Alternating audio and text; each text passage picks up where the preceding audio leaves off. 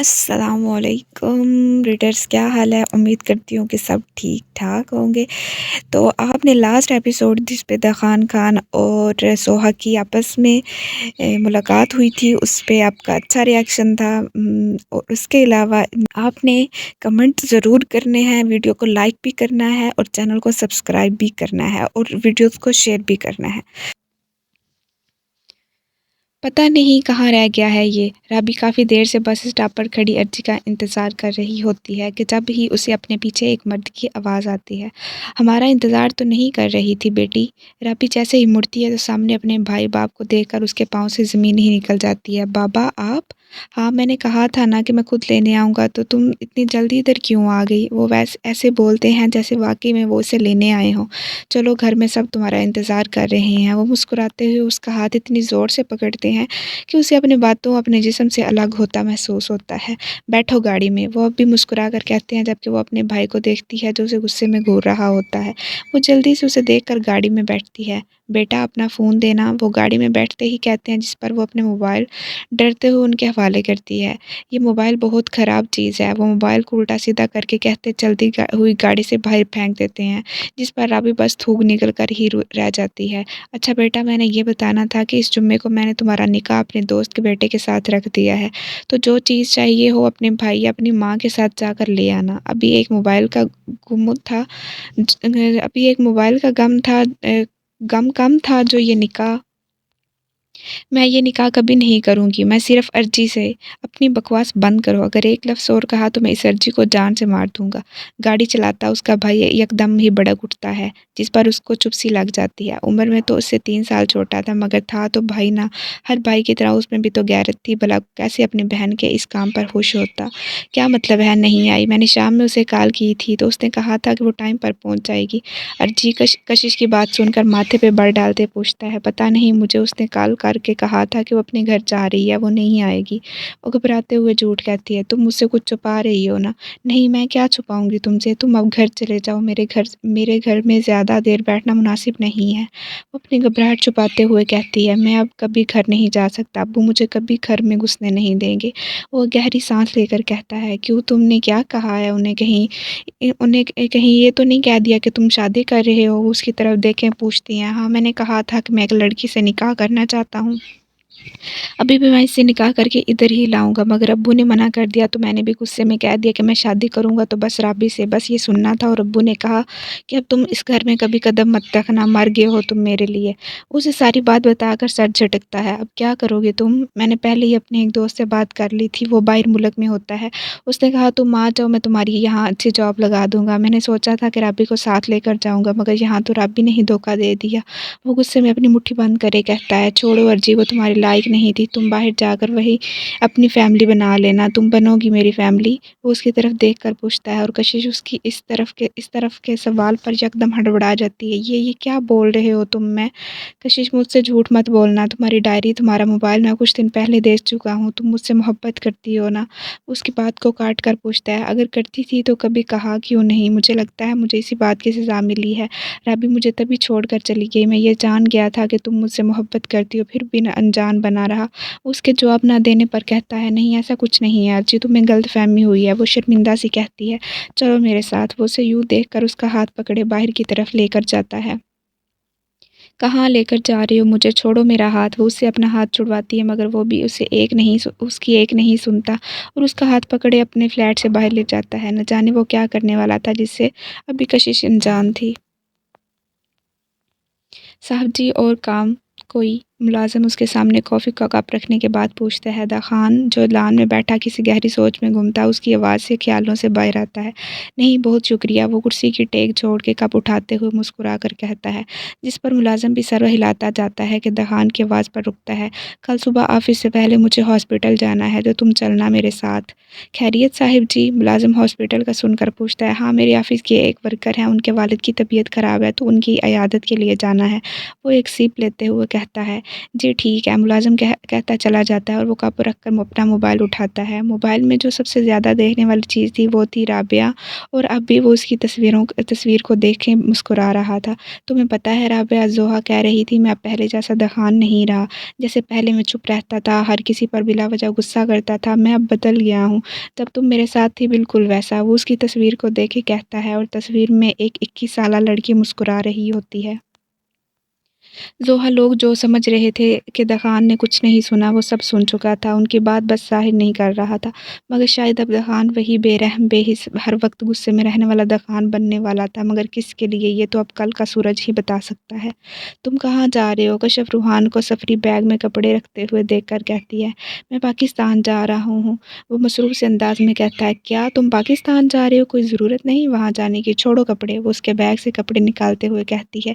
کشف، یہ کیا بدتمیزی ہے، واپس کرو میرے کپڑے۔ روحان کو اس کی حرکت بالکل پسند نہیں آتی، تبھی وہ اس کے ہاتھ سے اپنے کپڑے چھین کر دوبارہ بیگ میں رکھتا ہے، اور کشف اسے یوں غصے میں دیکھ کر تھوڑی نرمی سے پوچھتی ہے، روحان تم کیوں جا رہے ہو پاکستان؟ یہاں کس چیز کی کمی ہے ہمیں؟ مجھے یہاں اپنوں کی کمی ہے، جو 5 سال میں نے ادھر گزارے ہیں نا، وہ بس میں ہی جانتا ہوں کیسے گزارے ہیں اپنوں کے بغیر، اور ابو کی طبیعت خراب ہے تو مجھے جانا ہوگا۔ وہ بیگ کی زپ بند کرتے ہوئے غصے سے ہی کہتا ہے۔ کیا ہوا ہے انکل کو؟ ان کو ہارٹ اٹیک ہوا ہے دوسری بار۔ اب کہ وہ بھی نرم لہجے میں کہتا ہے، جس پر کشف اسے بس خاموشی سے دیکھتی ہے۔ تم بھی اپنی اور بچوں کی پیکنگ کر لو جلدی سے۔ کیا مطلب ہم بھی پیکنگ کر لیں؟ تم کتنے دن کے لیے جا رہے ہو؟ وہ جو خاموشی کھڑی ہوتی ہے یکدم چونک کر پوچھتی ہے، ہم دونوں کے لیے؟ ہم دنوں کے لیے نہیں، ہمیشہ کے لیے جا رہے ہیں، روحان بولتا ہے، اور کشف کو لگتا ہے جیسے اس کے کمرے کی چھت اس پر آ گری ہو۔ کیا ہمیشہ کے لیے؟ مگر کیوں؟ میں اور بچے ادھر ہی رہیں گے، تم اپنے ابو کو ٹھیک ہونے تک ادھر ہی روکنا، بلکہ جب تک۔ کشف، کیا ہو گیا تمہیں؟ تم کیوں پاکستان کے نام سے گھبراتی ہو، جبکہ تم وہیں پیدا ہوئی ہو، وہیں اپنی تعلیم مکمل کی، تمہیں ادھر آئے ہوئے بس 5 سال ہوئے ہیں؟ کیا تمہیں اتنا پسند آ گیا ہے دبئی کہ تم اپنے ملک کو ہی بھول گئی ہو؟ روحان اس کی بات کاٹ کر غصے سے کہتا ہے، یہ سچ ہے، تم جب بھی روحان کشف سے پاکستان کا ذکر چھیڑتا تو کشف فوراً بات بدل دیتی تھی۔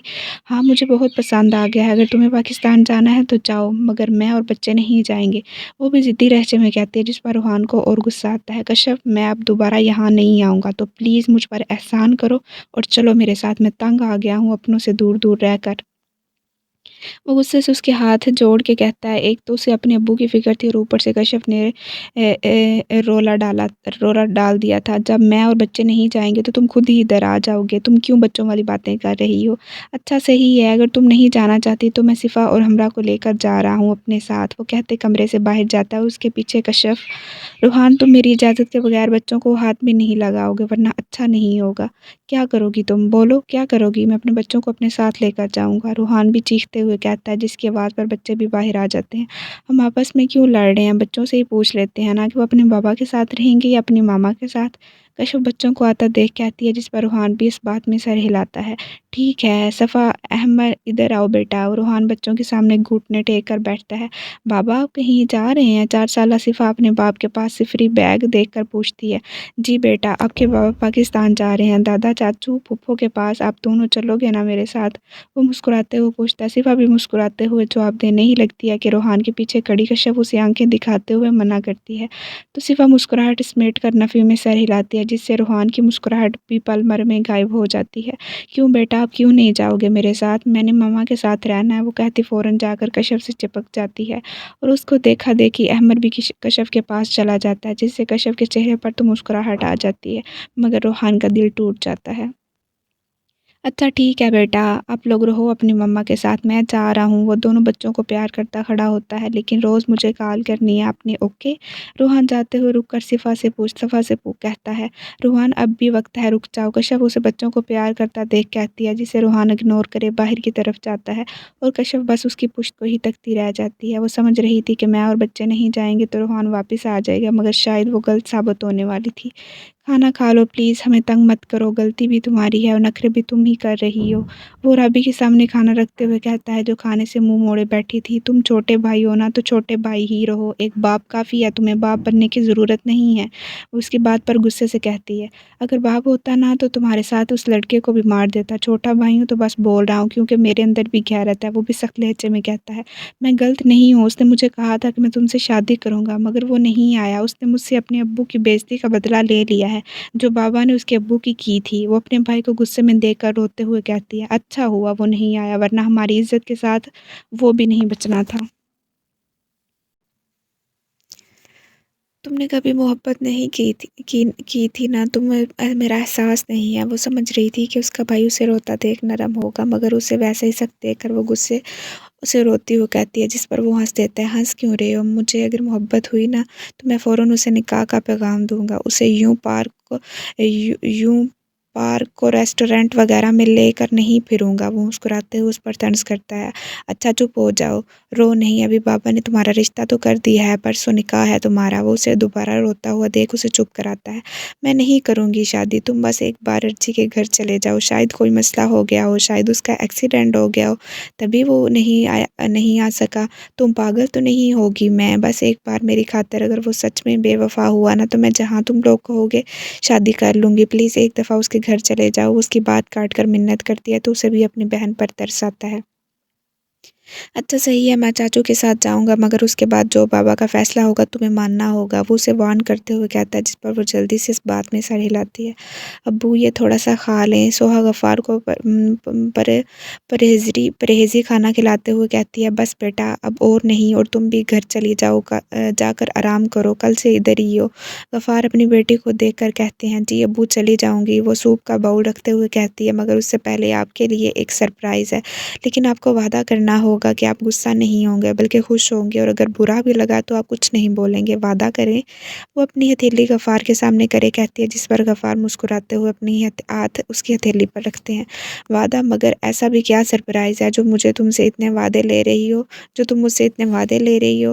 अब्बू सरप्राइज़ बताए थोड़ी जाते हैं। अच्छा अब्बू आप आराम करें, मैं जब तक आती हूँ। अपने मोबाइल में एक मैसेज आता देख मुस्कुरा जाती है। आप आराम करें। वो उनका तकिया उठा ठीक करके बाहर आ जाती है। वो जैसे ही बाहर आती है तो सामने ही बेंच पर रूहान गर्दन झुकाए बैठा होता है, और उसके पास बैग भी। ये बता रहा था कि वो एयरपोर्ट से सीधा अस्पताल ही आया था। वो चलती हुई अपने भाई के सामने आकर खड़ी होती है, और न जाने कब के आंसू जो रुके हुए थे अब वो अपने भाई को सामने देखकर किसी समंदर की तरह शुरू हो जाते हैं। और रूहान जैसे ही सर उठाता है तो अपनी बहन को रोता देख फ़ौरन खड़े होकर उसे सीने से लगा लेता है। सोहा रो क्यों रही हो? मैं आ गया हूँ ना। वो उसे चुप कराता है। भाई मुझे लगा आप नहीं आएंगे। क्यों नहीं आता? जब मेरी सोहा ने मुझे बुलाया। वो उसे खुद से अलग करके उसके आंसू साफ करता है। अच्छा अब्बू कैसे हैं? ठीक नहीं हैं? आप चले मेरे साथ, अब्बू से मिल लें। उसका हाथ पकड़े गफ़ार के रूम की तरफ जाती ही है कि रूहान अपना हाथ उसके हाथ से छुड़वा लेता है। क्या हुआ भाई? मेरी अंदर हिम्मत नहीं है अब्बू का सामना करने की। वो मुझे देखकर गुस्से में आ जाएंगे। उसे गफ़ार का डर होता है। कुछ नहीं कहेंगे अब्बू, बल्कि खुश होंगे आपको देखकर। चले मेरे साथ। वो उसे ज़बरदस्ती लेकर जाती है, जिस पर रूहान को मजबूरन जाना पड़ता है, जबकि दिल उसका घबरा रहा होता है कि न जाने अब्बू का रिएक्शन क्या होगा। सोहा कमरे का दरवाज़ा खोले अंदर दाखिल होती है, मगर रूहान अपने बाप को देखकर दरवाजे पर ही रुक जाता है, क्योंकि ये वो वाले गफ़ार तो नहीं थे जिन्हें वो छोड़ कर गया था। ये तो कोई सदियों के बीमार लग रहे थे। अब्बू देखें आपका सरप्राइज़। सोहा अपने बाप के पास आकर रूहान की तरफ इशारा करती है। ये यहाँ क्यों आया है सोहा? इससे कहो कि अभी के अभी यहाँ से चला जाए। मैं इसकी शक्ल भी देखना नहीं चाहता। गफ़ार रूहान को देख कर ही आपे से बाहर आ जाता है। अब्बू क्या हो गया है आपको? आपने वादा किया था कि आप गुस्सा नहीं करेंगे। सोहा अपने बाप को गुस्सा देखकर उन्हें समझाती है, और रूहान दरवाज़ा बंद करे गफ़ार के सामने आकर खड़ा होता है। ये था तुम्हारा सरप्राइज़? हाँ सही, मेरे लिए ये सरप्राइज़ ही तो है। देखो इसे देखकर मुझे गुस्सा आ रहा है। अच्छा है ना, कल का मरता आज मर जाऊँगा। अब्बू खुदा का वास्ता है ऐसे ना कहें। रूहान अपने बाप के मुँह से ऐसे अल्फाज सुनकर रोते हुए उनके पाँव पकड़ लेता है। मुझे माफ़ कर दें अब्बू, मैं सब कुछ छोड़ कर आ गया हूँ, अपनी बीवी बच्चे सब, बस आपके लिए यहाँ आया हूँ। किसने कहा था कि मेरे लिए आओ? नहीं आते, और अब ये रोना बंद करो। जैसे आए थे वैसे ही वापस चले जाओ। वो अपने पाँव सिमट कर कहते हैं, अब्बू मैं अब कभी वापस नहीं जाऊँगा। मैं यहीं रहूँगा आपके पास, अम्मी, सोहा, सैफ के पास। मेरी गलती थी अब्बू, माफ़ कर दें मुझे, बस आखिरी बार माफ़ कर दें। रूहान किसी बच्चे की तरह रोता हुआ माफ़ी मांगता है तो गफ़ार का भी दिल नर्म होता है। बेटा था उनका, कहाँ उसे ऐसा देख सकते थे। अब्बू माफ़ कर देना भाई को। सोहा भी अपने भाई को देख कर कहती है, अच्छा ठीक है अभी जाओ, मुझे नींद आ रही है। गफ़ार बस इतना ही कहते हैं तो रूहान अपने बाप को हसरत से देखता बाहर आ जाता है, और सोहा भी उसके पीछे आ जाती है। माँ बाप कितनी बड़ी नेमत होते हैं। سر وارڈ نمبر 11 میں ہے۔ مس سوہا کے والد صاحب ملازم دخان کو آ کر کہتا ہے جو ابھی ہی ہاسپٹل آیا ہوتا ہے۔ اچھا تو 11 نمبر کہاں ہونا چاہیے؟ پھر وہ ایسے ہی ہر وارڈ پر نظر مارتے ہوئے کہتا ہے صاحب جی مس سوہا۔ ملازم سوہا کی طرف اشارہ کرتا ہے جو غفار کے کمرے سے نکل رہی ہوتی ہیں۔ دخان سوہا کو دیکھ کر اس کے پاس جانے ہی لگتا ہے کہ اس کے پیچھے روحان کو دیکھ کر ٹھٹک کر رکتا ہے۔ وہ حیرت سے اسے دیکھتا ہے اور نہ جانے کیسے اس کے کان میں سسکیوں کی آواز گونجتی ہے، وہی سسکی جو اس نے اسے چینج کر کے رکھ دیا تھا، اسے ہمیشہ غصے میں رہنے والا بنا دیا تھا۔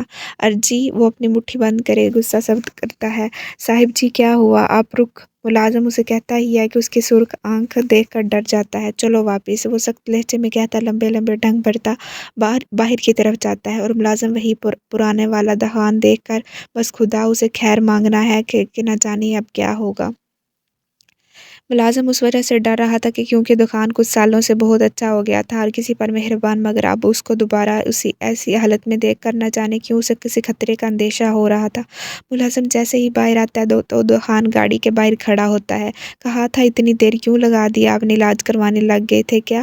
وہ اسے آتا دیکھ غصے سے دھڑتا ہے، جس پر وہاں موجود لوگ بھی اسے مڑ کر دیکھتے ہیں اور ملازم بیچارہ معافی مانگ کر جلدی سے آگے ہو کر گاڑی کا دروازہ کھولتا ہے۔ دخان بھی اسے غصے کی نظر سے دیکھ کر گاڑی میں بیٹھتا ہے۔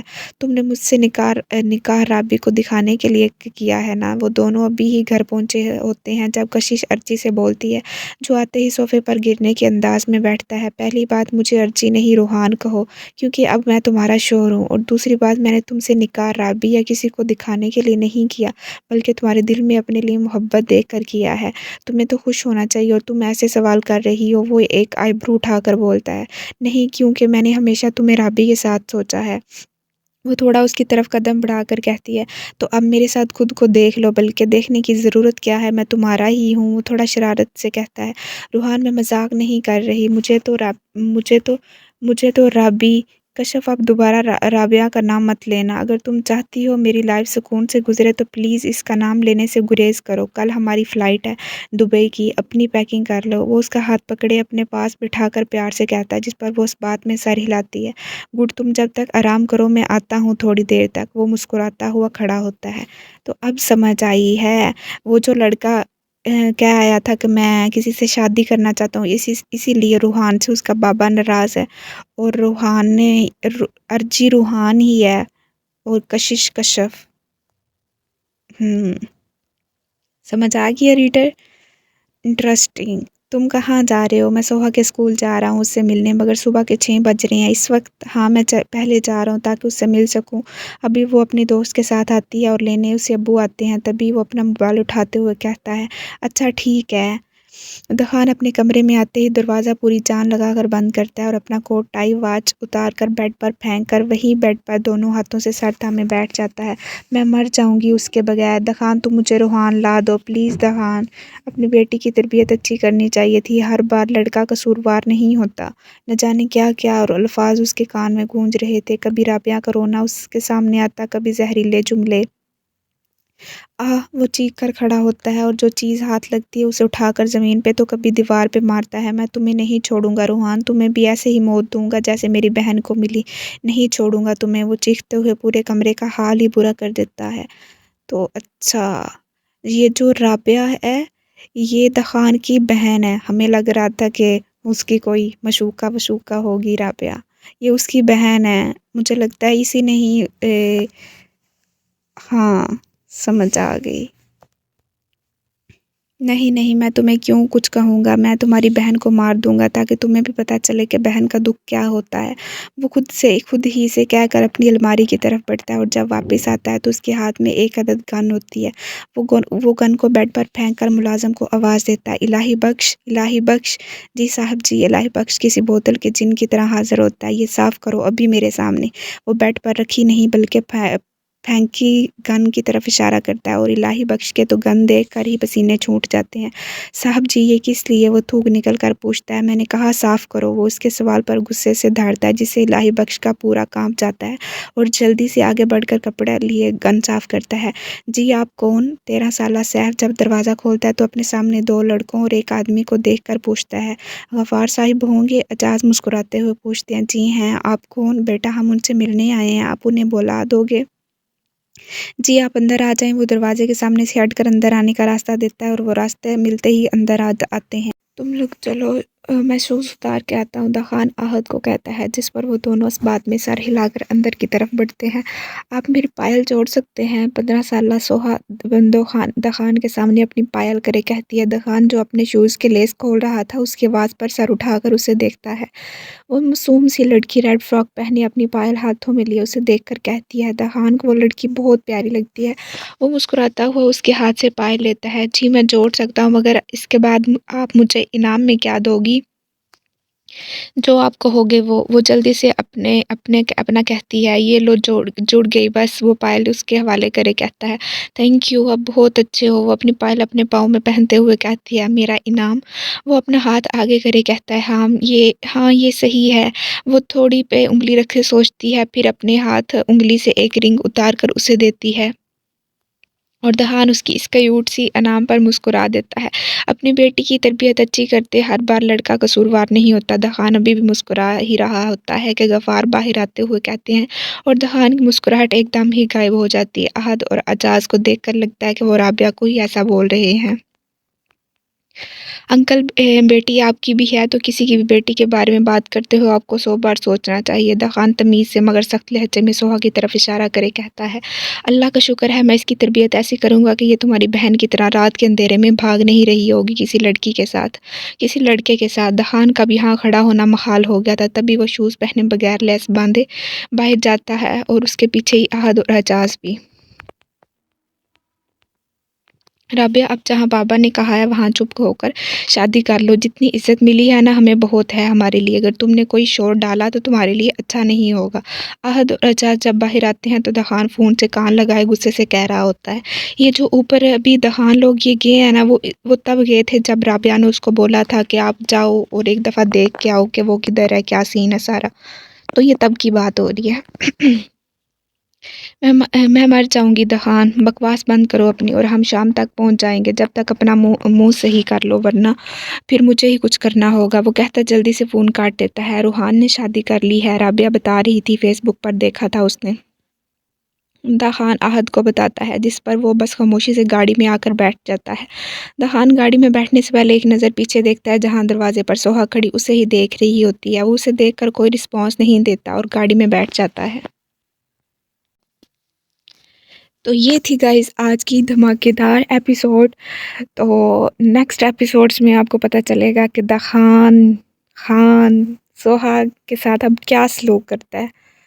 تو اسے نہیں پتہ تھا کہ سوہا روحان کی بہن ہے، اب اسے پتہ چل گیا، تو دیکھتے ہیں آگے کیا ہوتا ہے۔